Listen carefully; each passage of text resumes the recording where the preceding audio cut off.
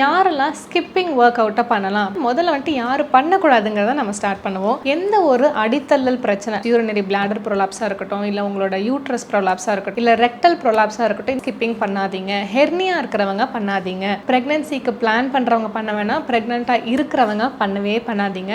சாப்பிட்டதுக்கு அப்புறம் ஸ்கிப்பிங் பண்ணாதீங்க. ஆங்கிள் பெயின் இருக்கிறவங்க பண்ணாதீங்க.